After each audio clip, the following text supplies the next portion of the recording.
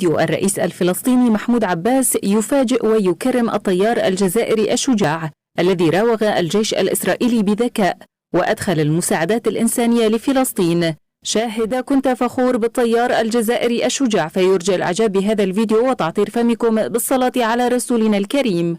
تفاعلت وسائل إعلام عربية وعالمية عدة مع تصرف الطيار الجزائري الشجاع الذي أصبح حديث العالم، وذلك بعد محاولته إدخال طائرة جزائرية محملة بالأطنان من المساعدات لفلسطين قبل أن يعترضه الجيش الإسرائيلي، الذي حاول بشتى الطرق تشتيت انتباه هذا الطيار الشجاع الذي قاوم بشدة واستطاع إدخال الطائرة لفلسطين بأعجوبة.